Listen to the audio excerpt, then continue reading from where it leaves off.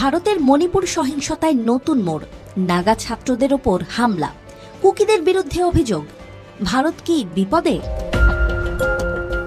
মণিপুরের ১.৫ বছরেরও বেশি সময় ধরে চলা মেইতেই কুকি সংঘর্ষের মাঝে এক নতুন উত্তেজনা।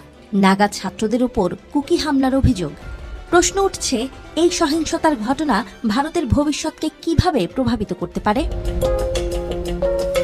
মণিপুরের পাহাড়ি অঞ্চলগুলি, বিশেষত সেনাপতি এবং উখরুল জেলার মধ্যে নাগা জনগোষ্ঠীর সংখ্যা যথেষ্ট।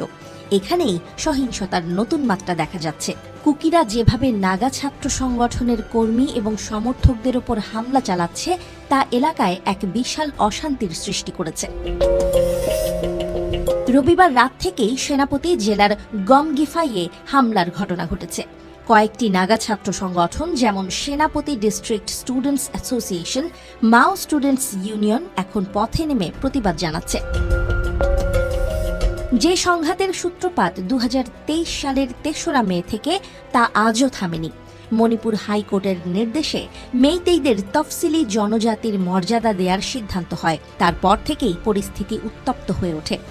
এই সংঘাতের কারণে মণিপুরের রাজনৈতিক, সামাজিক ও ধর্মীয় মঞ্চে উত্তেজনা অব্যাহত রয়েছে।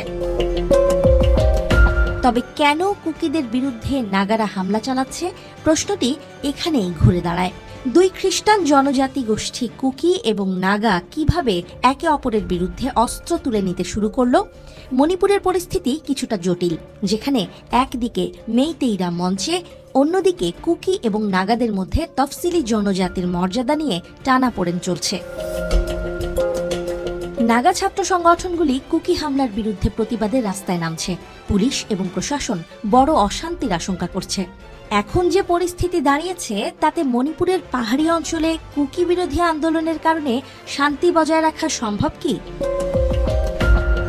ভারতের উত্তর পূর্বের এই রাজ্যটি এখন এক চরম সংকটের মধ্যে রয়েছে। সেনাবাহিনী, প্রশাসন এবং স্থানীয় নেতৃত্ব সবকিছুই একে অপরের বিরুদ্ধে।